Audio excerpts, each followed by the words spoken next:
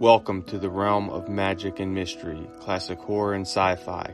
You are now entering the House of the Unusual podcast with your hosts, Eddie and Joe. Welcome all you cool ghouls and friendly fiends to the House of the Unusual podcast. I'm your host, Joe Pavlansky, and with me as always is the dynamic duo of mail-order mysteries and magic, Eddie Guevara and Chuck Caputo. Welcome, gentlemen, to the new year. And how's everyone doing tonight? All right. Pretty good, man. Fantastic.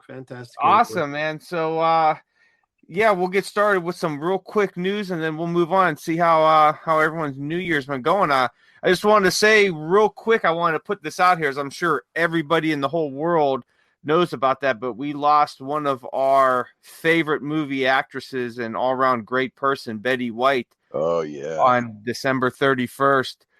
Betty was born January 17th, 1922, and was 99 years old when she had passed away. And she was just a fantastic actress, all-around great person. And she was really, her biggest roles were she was Sue Ann Nevins on the Mary Tyler Moore Show, Rose Nyland from the Golden Girls, which is one of my all-time favorite guilty pleasure shows to watch. And kind of most recently, she was Elka Ostrowski on the Hot in Cleveland TV show. And this is something I didn't know until I was reading up a little bit about her before this podcast here, is that she worked in television longer than anyone else in that medium. In 2018, she won a Guinness World Record. So definitely very cool, and she's going to be missed. And I might have to do a little Golden Girls marathon just to, in her memory. But yeah, we're definitely going to miss her. She was one of a kind and last of a different breed from that came out of Hollywood. So, all right. That being said, hey Chuck, what's going on with you? How was your New Year's? Oh man, pretty good. I tell you what, we had the crock pot going with kibasi, homemade kibasi and pork, and I watched. My wife and I watched the Twilight Zone marathon on the Sci-Fi Channel. It was really cool, So she's really into Twilight Zone, so that's cool. That's a plus, And so it was a lot of fun. Awesome. Hey Eddie, what about you? How was your New Year's? What were you up to? Been interesting. If the word term "sick as a dog" works, maybe that works. the other option is that when you're talking about the Golden Girls, there's two interesting things about Betty White. One is that the New York Post several days ago, right before her birthday, about a week before, had an article and was asking her that she was going to be 100 like in a week, and what kept her living for so long. I forgot exactly what she put, but ironically, a day later, she dies. I was like, wow, what are the chances of that? That's unbelievable. Yeah, it is. So the other thing is, when you're saying about a Golden Girl, oh boy, if Chuck had a marathon with the Twilight Zone, my wife has been feeding me for the last 4 consecutive months a marathon with the Golden Girls. Oh, that's awesome. Oh my God. Well, it got to the point where right now I really don't want to see the show anymore. She really religiously watches the show every single night for like hours, man. That show, when it was up from 85 to 92, and I tell you what, the jokes and everything on there still hold up to this today. That's a funny show. I love Estelle Getty on there, who played the old lady. She'd say, "Picture this, Sicily, 1923." That was hilarious. What's funny is I believe Estelle Getty was the youngest one on there. She was the youngest at the time. And Betty White was portrayed as, she was the oldest one, and she was portrayed as the youngest on there. It was real. Yeah. It's real interesting when you look at their characters on there to their real life, ages. Everything was really flip flop. Oh yeah, funny show. I think they were the same producers all the way back. Is it Susan Harris? I believe. They went all the way back to Soap. You remember Soap? Way back in the late 70s. Yeah. That was hilarious too. Well, I don't think Joe can remember that way back, but yeah, I remember Soap. Oh man, that's where Jay Johnson, the ventriloquist, Chuck and Bob got their start. That was hilarious. Oh. I remember this with the Golden Girls though is that there was an article, I don't think again with Betty White that was kind of interesting. Same week that she passed away, they had one of the shows. They're talking about, that they're getting old. They just realized they're getting old together, and they're all going to go into a nursing home. So they make a pact that together they go into the nursing home. And then Betty White goes, "Well, there's going to be a problem. What happens when there's only one of us left?" And then the mom, the youngest one, the mom, which is supposed to be the older, goes, "It's okay. I know how to take care of myself." And it was kind of funny though, because I mean, ironic, she died a couple of days later. But yeah, it's an interesting show, and I know, and I know there's the Jim and Charlie, my buddies, and Michael Torres. They're always watching that stuff. They're always watching those shows and the old shows. But I got to tell you though, I was watching one particular show that I watched last night and the night before was The Honeymooners, and they had on YouTube the special with Harvey. And I thought it was so funny the way he goes, "Well, you tell your pal Harvey." That's a good one. He's a funny name. And he goes, "My pal Harvey is bigger than me." He goes, "I have a friend Shirley that's bigger than you." That was one of my favorite episodes. That was in the pool hall, right? That was hilarious. That's correct, yeah. And I thought it was really hilarious when the guy comes out, and then Norton goes, "Ralph, he's even bigger than your pal Harvey. I mean, your pal Shirley." Man, you know what? That was one of the funniest sitcoms. That's up in my top 5. I love The Honeymooners, and from what I read about it, they did not even rehearse. That was just they come out, they just looked at the script, and they just went with it. I mean, it was unbelievable. Isn't that kind of what they did for Dark Shadows as well? I think so. I think I did read that. Yeah. I'm not too much up on my Dark Shadows history, but I believe that's kind of how it was for them, because they did everything kind of like in live in one take. Because as you watch them, you could see sometimes the boom mic will come in, sometimes or the actors will mess up their lines but keep going. And you could look online and find all the goofs of Dark Shadows, but I believe that's how it kind of worked for them. They were kind of given the script, said, yeah, read it real quick, and hey, we're going live, and because it was on every day. And I'm sure that's still how they do it for what do you call it, soap operas and all that. But man, that would be something really hard. I mean, you have to really be a professional in your professional. I tell you what, your actress's abilities.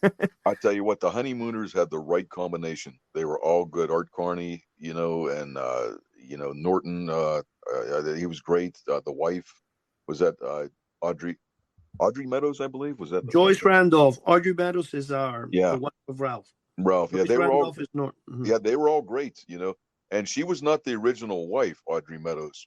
Pert was it? I can't remember. Pert Kelton, I think, was the original wife of Ralph. And and for some reason she lasted maybe a year, and they got rid of her. Well, apparently not for the 39 episodes. I think they had her what they call the lost episodes. Right. But not only was the cast of 4 just unanimously working together in perfect harmony, but also the mother-in-law. When the mother-in-law got into those fights with Ralph, that's some of the most hilarious parts of the show. That was hilarious. But one thing I'm going to tell you, especially with Art Carney, is that Art Carney was just funny the way he would come out with these stupid things. And when you're talking about being rehearsed, you could tell, because there was one there where Ralph, I think, goes to our supposed to be Ralph tells Norton and goes, "Norton, how can I get something?" And then Norton came and said something really stupid. He just looked at him for a second, like, how do I respond? Yeah. So, yeah, it was definitely not rehearsed. But another show that did that very well was, I believe, I can't say another show did, because I don't remember now which show I'm talking about. But in the thing that I was going to say about the Honeymooners that was very unique is that it was done, and in fact, Jackie Gleason felt that the way it was done, there was no way they could reproduce a second season and be as funny as the first. Mm-hmm. So that's why there's only one season, because a lot of people think, hey, but all the addresses they used there were actually real addresses. Like 385 something Chelsea Street was actually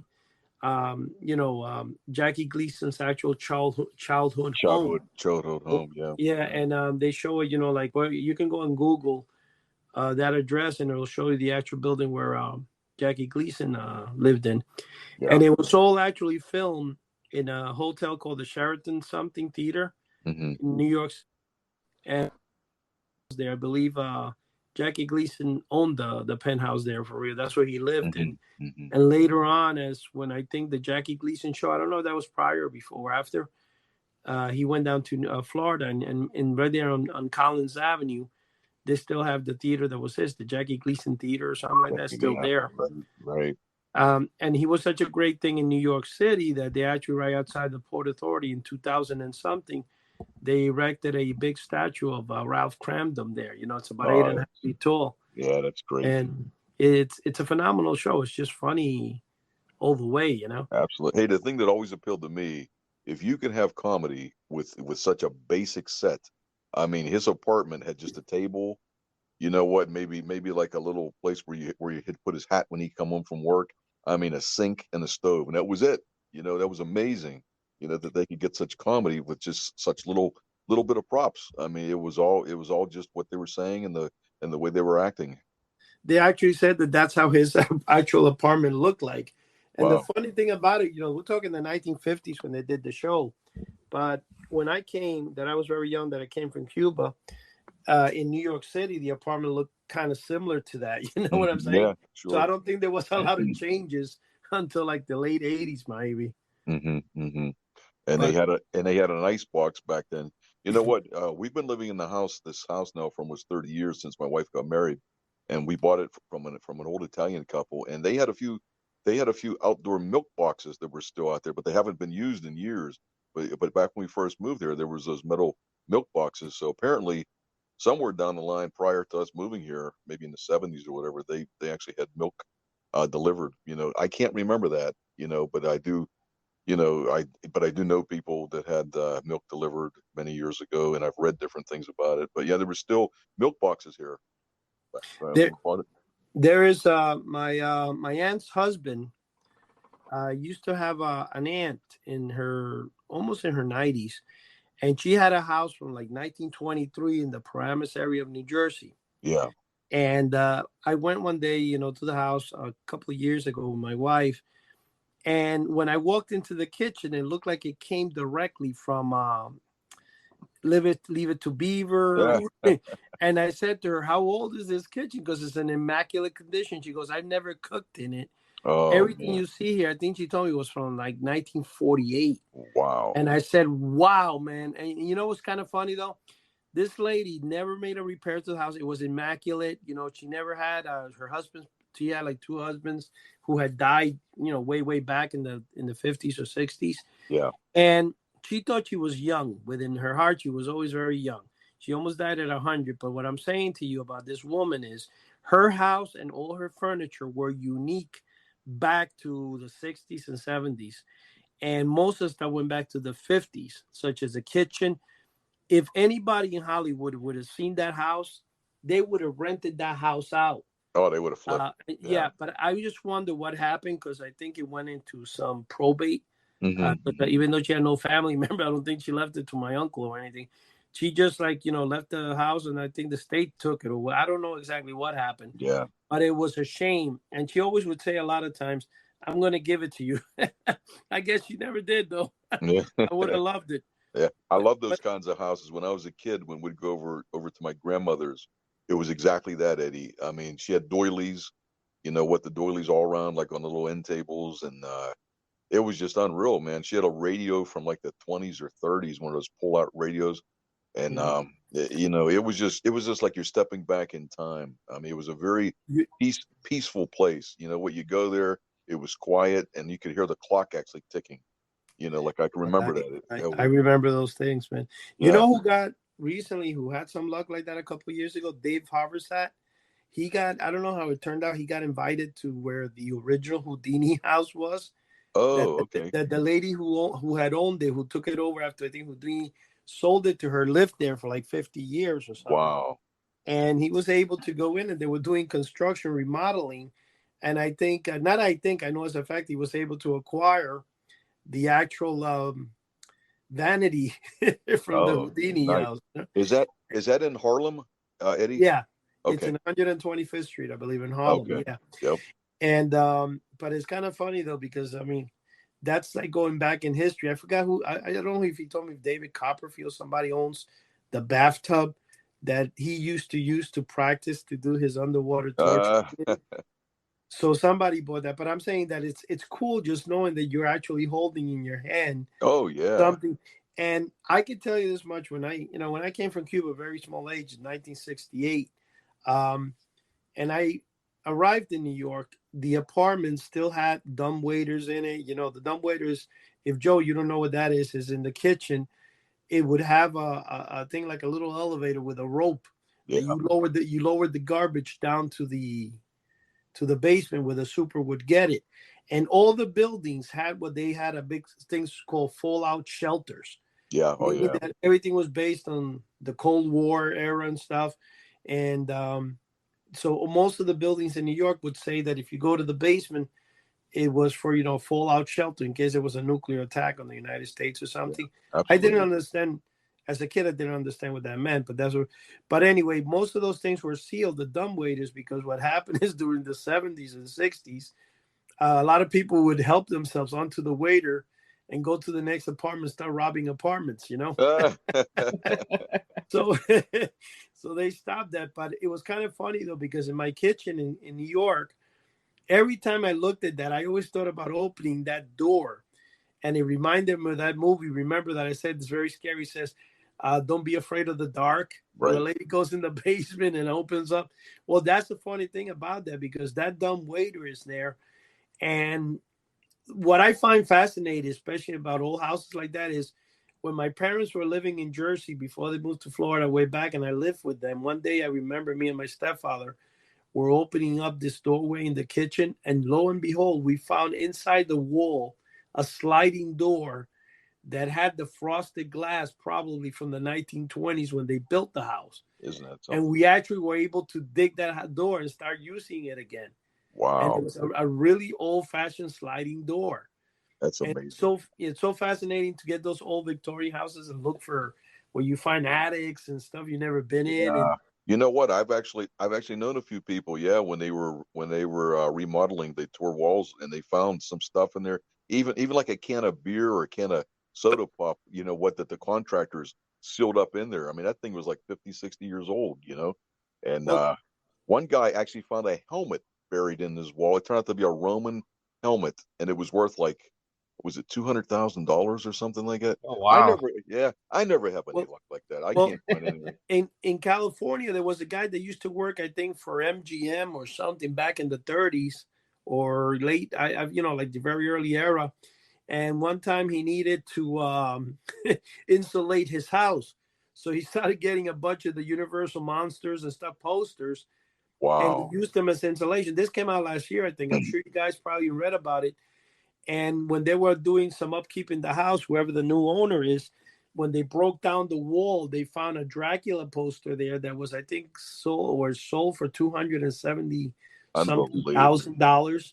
Wow. It was kept in perfect condition because since it was sealed between the wall, there was no air or anything There going was in. no, yeah. The elements didn't hurt it. But those are the things that are really fascinating, especially when you and I know as a fact, a certain person I know has been writing a book that's very interesting. I'm not going to tell you the title, but it does deal with that hidden aspect of things. And I know that person has been working on it for like 15 years now. Wow. Hey, And that's an interesting topic, because like you yeah, said, I've read a lot of things. One person, they moved into a house and it was kind of like furnished. There was still some curtains and drapes inside the seam of the drapes. There was hidden money, like the previous owner almost was like a miser, and they would sew it into the seam. And I guess they died and they didn't have a chance to tell anybody, and it was in there. I you mean, know, man, is that luck or what? yeah, but you know what's crazy about that? That people don't realize if you find money like that, that's old. Hmm. It's not that you just found the money for whatever. It's that if it goes back to the 30s and 40s, you might be finding some of those they call silverbacks or Right, whatever dollars. right. They're worth alone. Like, for example, I remember I got married in '83, right? For whatever reason, I took one time $1,000 to the bank, and I wanted to see what $1,000 looked like, Ah, and I was able to get one, right? I just did it for the heck of it because I wanted to see what it looked like, and then they also had the $500 bills. Those today, if you had any of those, they sell for a good buck. In fact, there was a $10,000 bill that was published back in the 1950s. One today does about 50, 60,000. is that something? So Wow. that's what I'm saying. So it's not just having found old money, say if you go to a house and you find, but it's also the fact of, of what they could be worth. And it kind of goes back, and this is kind of like getting off that topic, but getting back into when you were saying, which this is ironic, though. It's funny to say about what I'm about to say, but my wife grew up watching Dark Shadows. I was not introduced to Dark Shadows. In fact, I didn't even know what it was or what it was about into probably the late 90s. Oh, okay. I never watched it as a kid. It wasn't on television in the 70s. Maybe it was, but you know what? To be honest with you, I never really realized it. I can't recall it. Of course, I grew up watching Bugs Bunny and Superman and Batman, and I didn't really care for Dark Shadows. And the fact that it looks more like a telenovela, as you would call it, or a freaking soap opera, I probably would have, turned it around because my wife used to watch it with her family. But then again, she's 4 years older than me. So, she used to watch it and it was entertaining for me. Even today, I look at the show and I sound like, boy, that's the most boring episode I've seen. It doesn't Yeah, seem, yeah. When you look back at it now, by today's standards, it's like, holy smokes, you got to be kidding me. But yeah, but back when I was a kid, I used to watch that, and yeah, that was pretty cool. Like I remember Quentin and yeah, Barnabas. I think they had a few Dark Shadow movies, if I'm not mistaken, when I was a kid. they have and they've revised it. But you know what it is, to be honest with you, Chuck, even to this day, I know Barnabas Collins because of whatever reason going to Chiller, my friend Yeah, Jim, who obviously watched it, and Charlie. But me, myself, I got to be honest, I know very little about the show. I never had the interest of watching it because, like, even for black and white, it had no background noise. It looks more like somebody actually took a camera right, and was right. filming on the kitchen of somebody's house. It's very, I don't know. So that's the only reason I don't care for it. My wife loves it. I wasn't really a big. And then this guy we had in our show one time, and you remember Joe? What's his name? The guy who did the count. That he went on that Spanish count. Ray Castillas. My gosh, I can't. I almost forgot his name there for a second. Ray was very big in Barnabas Jones and stuff, and because he collected and he did that Spanish vampire from Mexico. Uh, What is it called? Hotbacks Joe or Coffin Joe? Coffin Joe. Yeah, Coffin Joe. Yeah, he portrayed Coffin Joe in a couple of times. Ray Castillo, he's a that's one of his favorite people and stuff. So again, everybody had their thing. I grew up watching Dracula, Abbott and Costello. And when you're saying with like Barnabas Collins and stuff like that, that they did that show without any scripting, I wouldn't doubt it because I don't think it had that much to talk about. yeah, It's very simple. So I could see me just going in and acting it out. yeah, One of the people that this is going to be a funny thing too when we talk about all these old films is like when you take Bela Lugosi, when he acted as Dracula, Bela Lugosi took his roles very serious. right. And in fact, he would get mad at you if you joked around. So one of the things that was funny about it, like in the time Abbott and Costello meet Frankenstein, is that Costello's running all around the place joking around, and I heard that Bela Lugosi used to get mad at him. Yeah, I Like, could see that. I could see what are you that. doing? Like, stop joking around. This is a serious matter. I am an actor. Pretty Yeah. soon I will bite you in the neck. But the whole thing is that it also reminded me James Spader, and one of the reasons the Blacklist is probably so good is because he takes his acting so serious. Takes it serious. They Yeah. don't take it as a joke around. Like me, you, and Joe would probably be joking around. Oh, They'd I'd probably get. throw us off the set. I'd get thrown out of there in 2 minutes. Oh yeah, it wouldn't take long. and Joe would follow, right, Joe? Absolutely. Hey, you had mentioned a little bit earlier about fallout shelters and the Cold War, and last week I had talked about one of the most frightening movies I've ever seen, and I kind of teased everybody that I would put it out this podcast. So real quick, I'd like to talk about this movie, because if someone out there, it's everybody's pretty, I guess, hit up after the holidays, for lack of a better word, with Christmas parties and everything, and might be looking for something different and interesting to watch.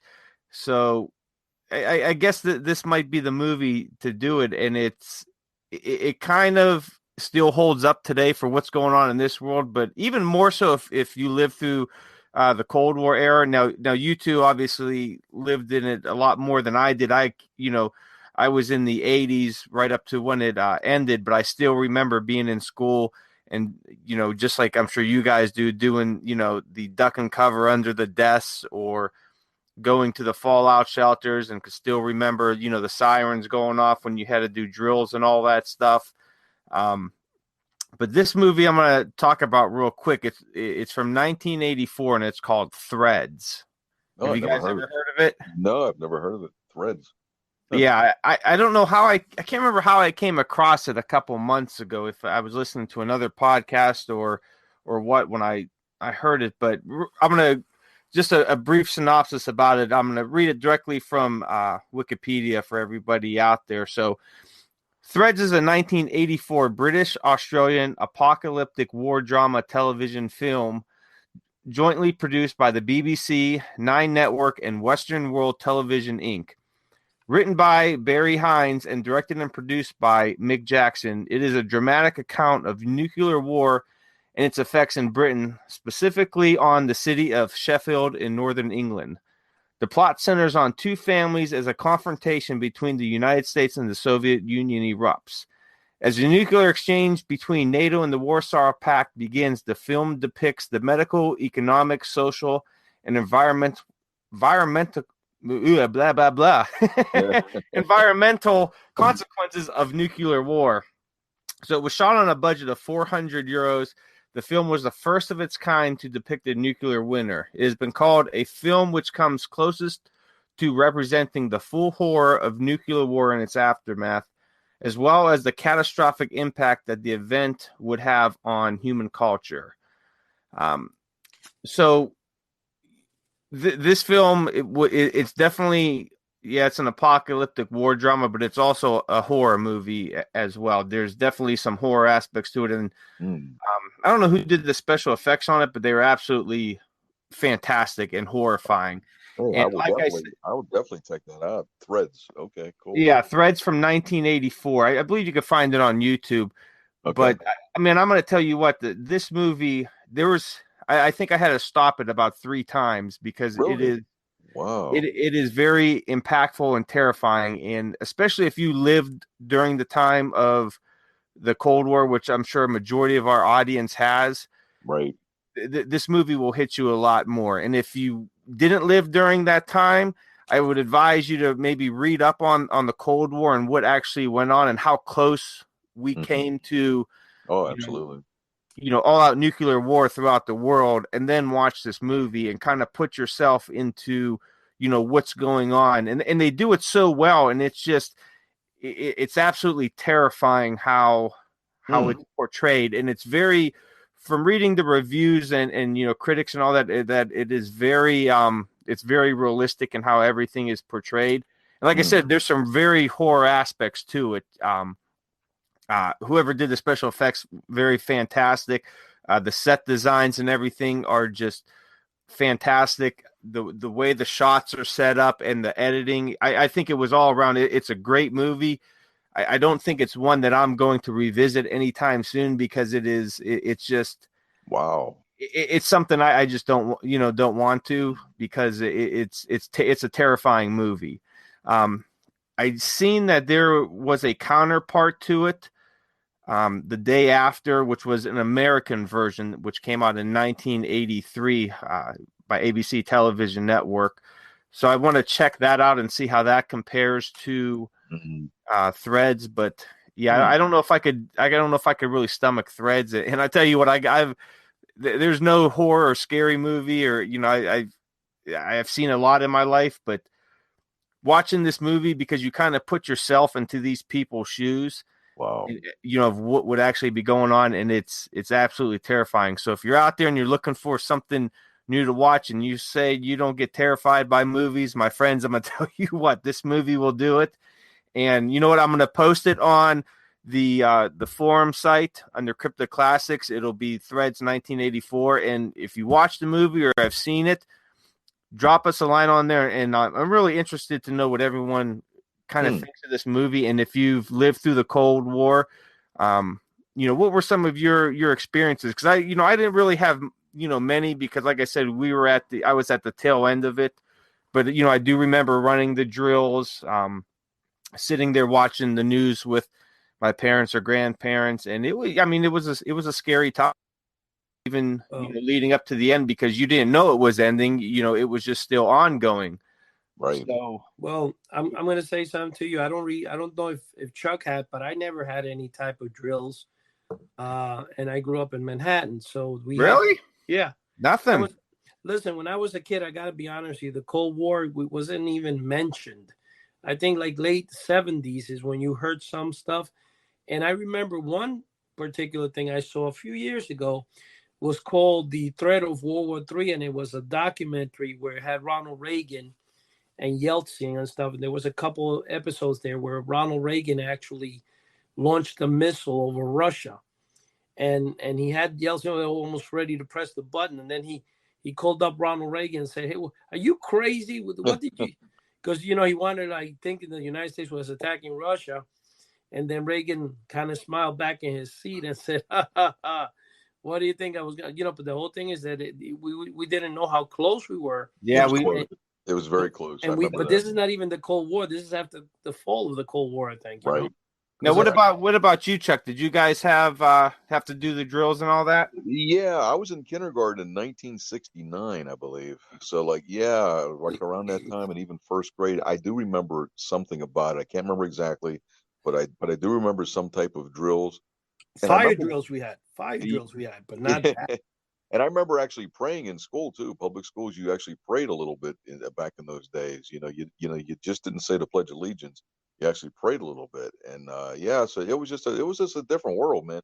Yeah. And out in the playground, we had dangerous things. I remember monkey bars with those metal bars. Oh yeah. Wow. I mean, I remember a few kids. They busted their teeth pretty good on those things. I mean, those things were dangerous, and kids used to hang upside down on them, and it was a cement parking lot underneath it. I mean, holy smoke! I tell you what's more scary than nuclear war is, what was that thing on the playground that used to spin around and you would have to hold on for dear life? Yeah, some of that stuff was dangerous. I can't remember what the heck that thing was called, man, but I remember getting tore up on that thing a few times. That was like, kids would go, parents or somebody, you'd get the strongest kid to spin it, and you'd see other kids just flying right off. It. When you guys are talking about that, you reminded me, Joe, one day when skateboards were getting popular with us kids, back in the 70s, my mom gets me a skateboard called the GT. And it was like, I remember it was orange. It wasn't as big as a full-size skateboard. It was like a small miniature one. And I'm going down. I used to live like in 173rd Street, where I grew up in Washington Heights. I was going down. It was kind of like a hill, and right in front of school, I'm going down the block. And I remember every time you went over the sidewalks, indentation, it would go like tick, tick, tick, tick, tick, tick. And when I turned the corner in the bottom, the freaking skateboard went from under me. Oh yeah. And I went flat in my back, but I hit the ground so hard that I started seeing, Jupiter and Saturn and a few other planets. And I was praying like, "Oh, can I please move my legs again?" Like, I was so scared of the drop I had. And you know what? I picked that up and I said, "The heck with this." I think I gave up on skateboarding, man. I tell you what, I had a skateboard. It was a Teenage Mutant Ninja Turtle skateboard, I believe. And this was probably like mid 80s or so, 86, 87. And I lived behind a church, and they had a huge parking lot, that was real nice and flat. So we used to go skateboarding there. And man, I remember hitting a rock or something. I went flying forward and scraped up my chin, my elbows, my knees. I said, screw this, man. I'm sticking with the bike. I never trusted those things. I think I did it once. I was on my back so fast. I said, forget it. I couldn't wait though. I remember by 1976, I got a 10-speed. 10 speeds were really popular back then, and I bugged my parents. I bugged them, and they did buy me one for Christmas. It was so cool. I Chuck, mean, I had I'm sure you might remember this. Speaking of bikes, and I had got it. It was my first bike I got in the mid '80s. It was a banana seat bike. oh, absolutely. With the back tire was like flat, Yeah, and then you had the regular front tire. Oh man, it was such a cool bike.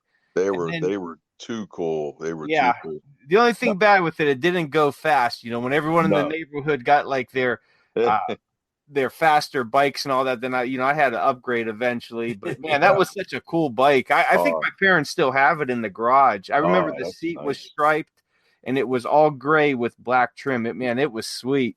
Oh, You, that was a nice looking you bike. know something funny? Some of those bikes had a handle in the center, like a brake handle, Mm-hmm. and Mm-hmm. you pull the handle back. It was like a shifter from a car.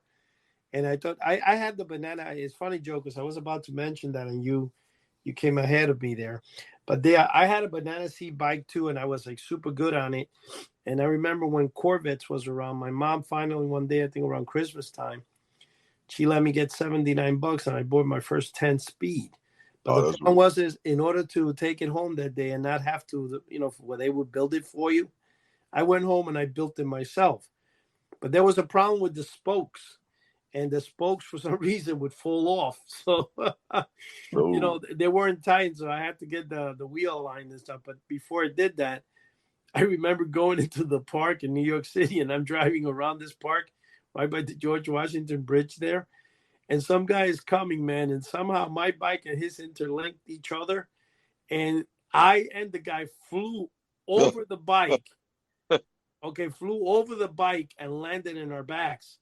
And it was kind of funny because we both flew together. So think of a bike going diagonally and the other one going horizontally. They made on where I think I hit him in between the brakes and the not the brakes, the back and front wheel. And he went forward and I went forward. We killed each other and then we got up. Nothing happened. We just left. I was an older guy, so he probably said it's a little stupid kid, Let yeah. me leave him alone. And so basically, I killed the guy, you could say, that day. But let me tell you, though, the banana seat bike, those were probably, in my opinion, one of the better made bikes. I know they were not as fast, but man, they were really, really phenomenal. Oh, yeah. Yeah. They appeared in American Pickers. I remember Oh, that. really? Yeah. Yeah. Oh, yeah. My brother was 7 years older than me, and he had an English racer, and that was a cool bike. That was really neat. And he had a generator actually on it, and it would light up the light in the middle of the handlebars. It's kind of cool. But yeah, that went back to the 60s. I think the English racer. It was really nice. Yeah. And you know what they also did? You remember when they were the mini bikes were very famous, and Hmm. Johnson Smith used to sell this famous thing, Bill Tire Burning Chopper, Yeah. which was like, a little mini bike with a small little wheel in the front. But the Yeah. coolest thing that you can do to those bikes is when I'm talking bikes, I'm talking about the banana seat bikes, where you could add a speedometer to it. Yeah. And, Right. and then you added that thing so it tell you how fast you were going. That was, Hmm. oh man, that That was was so neat. cool. It was neat. It was a Yeah. lot of fun. It was, man. I used to ride bikes from early in the morning on weekends till like after dark, and my parents would always be worried. They said, "Where were you all that time?" I didn't even eat. I was all dirty and everything. I would ride in a cemetery a lot. I was always in a cemetery, even when I was a kid, a strange kid. But we'd always me and a few friends of mine would ride in a cemetery, and if you wrecked, you just landed in the grass. It was no big deal. Well, Joe didn't have the same luck. Joe, didn't you tell me, Joe, that you hit a tombstone and that's why you lost your hair? Yeah. I tell you what, man, that's Chuck, that's what we used to do too, man. It was as soon as you would wait, as soon as the sun would come up, someone would, we had a lot of kids in the neighborhood and someone was always around. Hey, you ready to go ride bikes? Yeah, Yeah, absolutely. yeah, yeah. And you know what? I always got a flat, man, because I remember always getting that repair kit, and I'd take the inner tube out and I'd mix that red goop, and I'd put the patch over top of it, let it dry, and I'd pump it back up. I was always changing brakes or doing some type of repair to the inner tube for some reason. It's funny when you look at the inner tube. One day I remember the 10 speed that had the problem.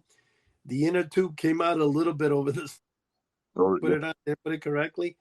yeah, Man, that thing was like somebody shot you with a gun. When yeah, it went off, it was like pow. Go, wow, what happened? yeah. A blew out. It's pretty tough. The inner tubes were pretty bad in the day, you know. If you think about it, I mean, bikes were pretty dangerous. I mean, they got those little brakes, you know what I mean? And those things didn't always grip real good, you know, particularly the hand brakes, you know. And then, you'd pick up a nail or run over something. You'd always get a flat. I was always, like I You, said, fixing something. you know what? One of the things that really surprised me about bikes back in the early '80s or late '80s is one day I go to a Schwinn bike shop, and I was just kind of curious about how much the prices of bikes were. And the guy showing me some bikes with shock absorbers, some Oh bikes yeah, that were light, and it was going to like as much as 3,000. I was like, what? that's I'm, unbelievable. I'm I like, know. hey, I like buying bikes for 100, $150, and that's it. Exactly. I think my 10 speed was like $125, and that was big money. It was like, whoa. Yeah, it was. Mine was $79, and that was good money. Yeah. And oh yeah, if you had a pair of tennis shoes back in the late 60s, early 70s, Converse, they were $5. And that was like, wow, that's a lot of money. Oh man, But I remember we used to go to the what was that cheap shoe pay Oh, Payless. Payless or something? Payless, Yeah. yeah, Yeah, Payless. Payless shoes, and we'd get a pair of $5 shoes, and when they would rip, you'd throw some duct tape on them and Yeah, yeah, head back right. out to the woods, man, and run around. That was You Yeah. know, it. let me tell you something though. In your time, Joe, it was Payless.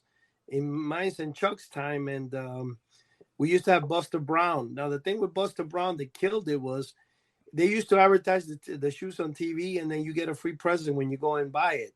And Right. one of my favorite was the Periscope. Hmm. It was kind of like a submarine. It was like a square, long tubular box, but it was a square tube, right? And you could see around the corners. It was called the Spy. You remember that, Chuck? I do remember that. That was cool. I have four of those originals. You know that? Wow. I Yeah, was the that was, coolest toy in the world. But the Buster Brown shoes, man, they were ugly. oh, they were ugly shoes. Yeah, yeah, you're right. Yeah, they were very ugly. You know what? You know, I was known as the Kmart kid, man. I would get everything from Kmart a lot of times when I was a kid. You know, things Oh were yeah, cheap. Kmart and Hills. That was the Yeah, place. that's right. I was the Kmart kid, man. I had everything there. Yeah, I used to get Sears, Kmart, but I remember that my favorite shoes. See, I always went to Catholic school, so in Catholic school, you always had to wear a uniform.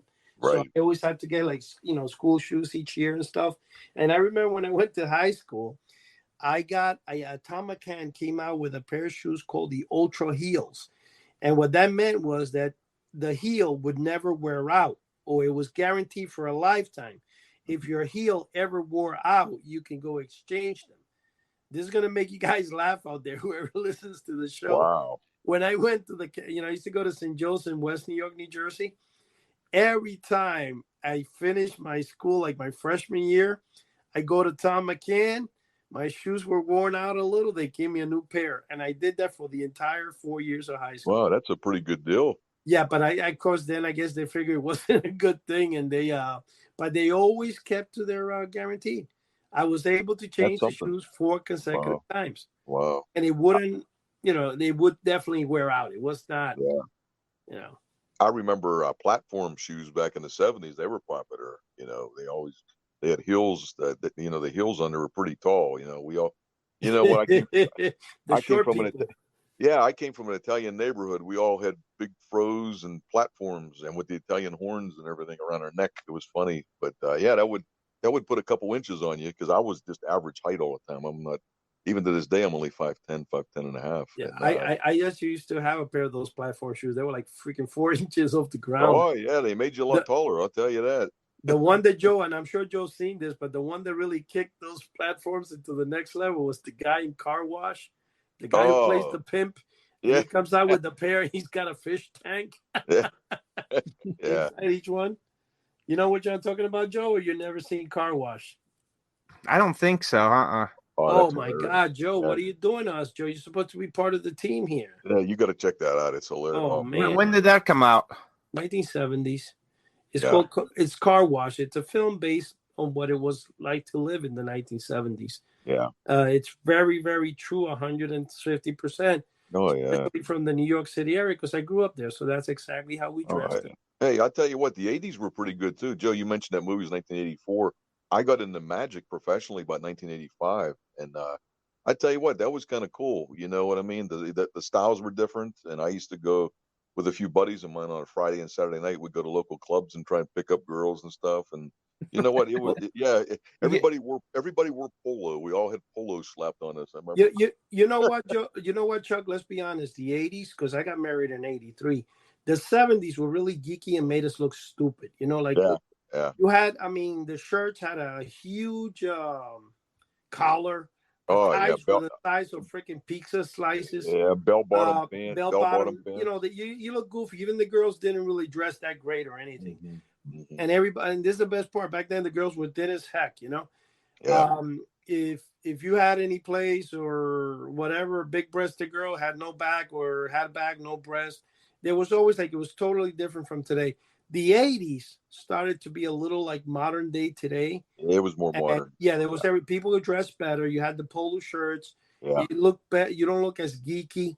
Jordache jeans and Levi's started coming out with Jala, Zazoon jeans. Yeah. And right. now girls start taking shape. The guys start getting dressed better. It's no longer disco. Now it's like nightclubs. And yeah, I think the '80s in particular were better to live in than the '70s, because the '70s, where people don't realize, is New York City. If you grew up in New York City and stuff, the '70s, New York City was dilapidated. Everything was falling apart. It was going broke. Mayor Koch, I think, took the city out of depression or recession, that it was almost going bankrupt. The South Bronx, you couldn't even pass by there. All the buildings looked like a nuclear bomb had shut them down. I Right. remember when my parents used to drive me through the South Bronx for whatever reason. I used to close my eyes because you were afraid of coming to a light and not getting mugged or something, because that's the only thing that was working. Everything was torn down. Drug things. All the trains were filled with graffiti. The Yeah. '80s started changing that, and the '80s is kind of like a modern day today, but a predecessor to today. And the '80s were, I think probably when you look at today, because today I guess everything is going so wild, meaning everything from the pandemic, that if you look at the '80s, it was probably one of the better era to live in. Yeah, I kind of liked it. It was kind of cool. Right.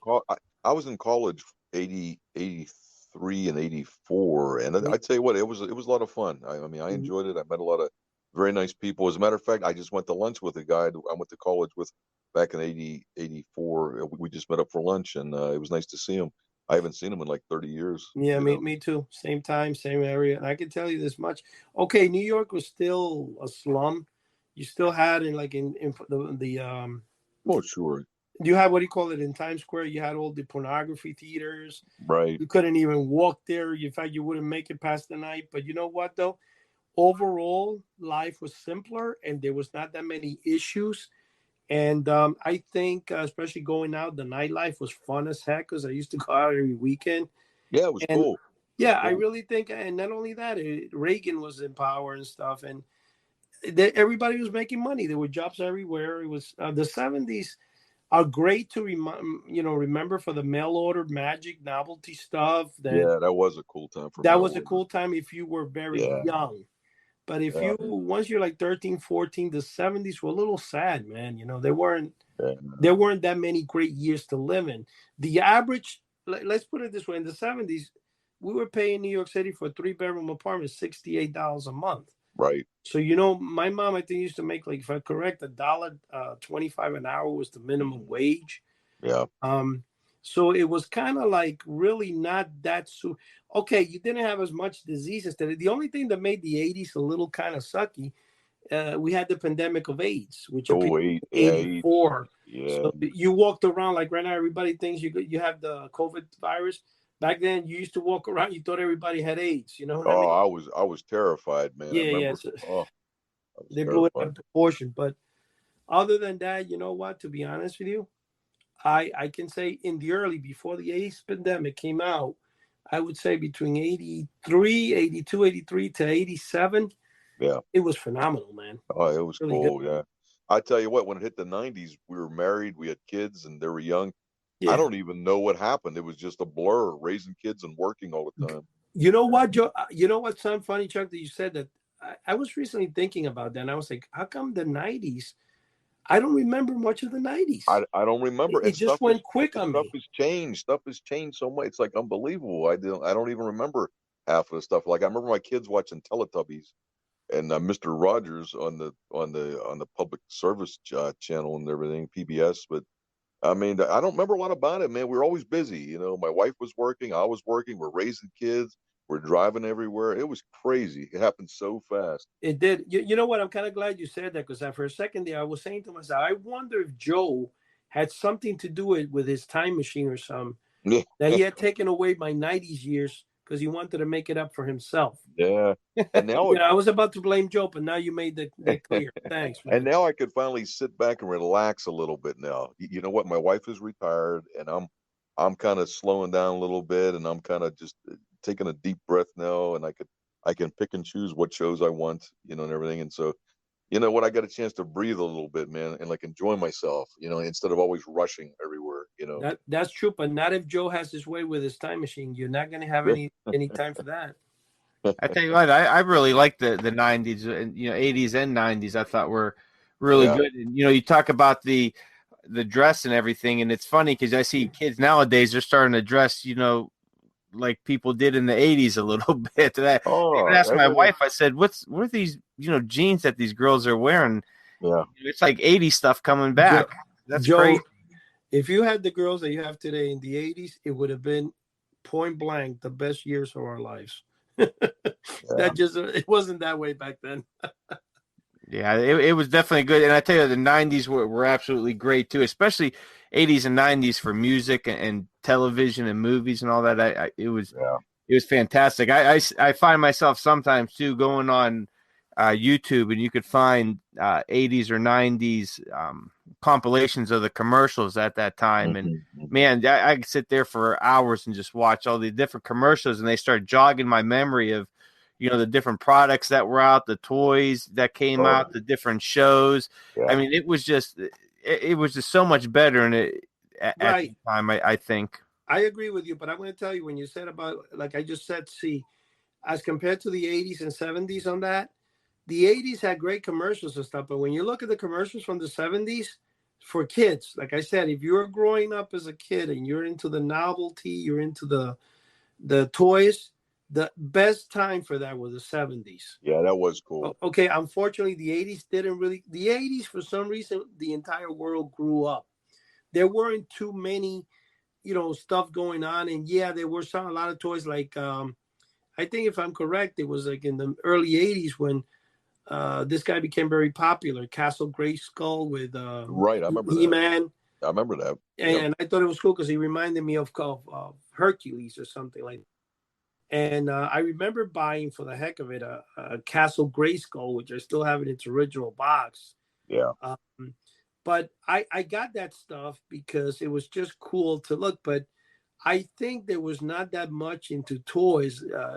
Young kids and stuff, well, maybe because that was my age, I was kind of going out, enjoying, let's go meet friends, let's meet girls. And it was kind of like a totally different animal. But in the 70s, though, if you look at the commercials from the 70s as compared to the ones in the 80s, maybe the very early 80s compared to the 70s a little, but once 82, in fact, and I've said this to Joe, I've said this many times, and I tell anybody who's a collector, they would tell you this too. Anybody who really was in that era and remembers will tell you, between 1982, I think, and 1986, give or take, you wouldn't see comic books anywhere. No. Like anywhere. No, you're right. The only thing you got was you walked to a supermarket and you had Archie Digest. Right, Archie Digest. But you would not see in any store, anywhere, comic books. And a lot of people go, oh, no, they were still published. They must have been, to the selective few that might have been comic book readers, but you wouldn't go anywhere in New York, any candy store. They were not sold anywhere. The only place that had some, and they were like obscure titles that really stunk, were I think the store is very famous. It's in New York City. It's called the Starlog Superstore, something like that. It's been there from the 60s or 70s. No, Forbidden Planet. That's the name of the store, Forbidden Planet. And you would have that. But yeah, Joe, there was none of that stuff. Those years were kind of like, You could say it just took away everything from collectors, everything that we knew. That I did. It seemed like a lot of the toys from the late '60s, early '70s was all about space. I mean, because the moon landing. You know what? I can remember watching the moon landing live. It was it 1969? I remember watching it. My Yeah, my but the my last one. my Go ahead. brother and me were making tinfoil spaceships, and we were kind of like putting them on the stove. I remember and see if they'll burn. And my dad was hollering, "Get that off the stove! You're gonna cause a fire." Well, that was 1969, I believe, right? Watching the Yeah, moon in landing. 1969 when they landed, but in 1973, I remember 72 and 73, I saw the last two moon landings because Hmm. they went about 6 times. Right, So right. people say no, we went 6 times to Went the six moon. times. Yeah. I saw that, and I remember in the with the rocket, they were getting the astronauts. I Hmm. remember watching that. I think it was WPIX News had it. Walter Right. Cronkite, that was the original. I think he still in that time he had it too. But I remember watching that, Yeah, and that was cool. so it's not like people say they were in the moon. They went there and then they probably stopped. They were supposed to go like 8 or 9 times, and then the cost was just not worth it anymore. That wasn't worth it. Yeah. Yeah, I tell you, who was a cool astronaut. I liked the way he thought. Edgar Mitchell. I was, you know what? I've seen him on different shows and everything. Like I know he passed away a few years ago, but you know what? He was doing like, he was doing like telekinetic type of things. Like when he was on the moon, he was actually thinking things and trying to send those signals mentally to like his yeah. mother and so I think forth. he was kind of like a little bit of a interesting person. But you know that Yeah. Dave Harvestad's friend wrote a book and Dave published it, which is about Ed Mitchell, I believe. Edgar Oh, Mitchell. really? Wow. Yeah, Yeah, it I'd like to find out more about him. go to 1878 Press. By the Oh, way, to all our listeners out there, don't forget 1878 Press. Dave Harvestad. You can get a lot yeah, of Dave. books there, and that's actually one of them. The one I'll that check Chuck that out. Yeah, Dave just has some mentioned. cool stuff. Dave has some cool stuff, man. Wow. And guys, don't forget also Stupid Comic, STOOPID, as Joe Yeah. always reminds you. Don't forget how to spell stupid. Stupid Comics is out there too, and they have a great issue, and we're always in their inside covers and stuff. Yeah, hopefully they're gonna have a new one coming out soon. But hey, guys, we gotta start wrapping this up here. So I want to give a special thanks to all of our listeners out there from now all over the world. We are so thank you to everyone. Make sure you subscribe to our channel, whatever platform you're listening to us on. Give us a good review if you so choose. You could also visit us on our flagship website, houseoftheunusual.com. We have a great forum site there that you could join for free. And man, there's some really cool photos and stuff that people post up there of stuff in their collection or what they're looking for. And I just posted in Crypto Classics about the Threads movie. So if you have watched it, make sure you hit up that thread and drop us a line on there. Also, we are on YouTube. Just type in House of the Unusual, and there's tons of videos on there from Eddie and Chuck. And every week there's new videos coming out. So subscribe to the channel, like it, do all that, fun stuff. You guys know what you're doing. But our last 2 minutes left. Chuck, what do you got? What's your final words for this episode? All right. The Hey, first one of 2022. first one today. It's always a pleasure coming here, man, and I'm thankful for the listeners, and it's great being part of this. And Joe, I wanted to mention, I think the next release on Chuck's Corner, I'm doing a spoof on movies. So there's movies that I mix with magic. So you have to check it out. I think you'll get a kick out of it. Awesome. Sounds good. Eddie, last words. For people that like how to build, well, Chuck is the number one builder here. He's built his own magic set, which is now also available at Etsy. You can find it on Etsy. Decided not to do it on eBay because eBay, their fees are a little bit too much. But I have it on Etsy, and it should be live. If not today, it'll be live tomorrow. But it's definitely live already. And I want to let you guys also know really quick. We were talking, and we might consider talking. Remember those plans when you were kids, and you would send away on how to build something. Well, we're probably going to have next week or the following week. We'll be discussing those things as to how many of us actually sent away for their own build your own mini bike or build your own 7-foot kite. Or as Joe would say, go ahead, Joe, take a drink. 7-foot monster robot planner. Well, there we go. So make sure everybody tunes in next week. We come out every week on multiple platforms. And once again, we want to thank everybody out there for listening. So Eddie, Chuck, thank you guys for joining us once again. Great topics, great conversation as usual, and we'll see everyone next week. Good night. God bless. God bless God everybody. bless. Good Take night. care. Bye-bye now. Bye-bye.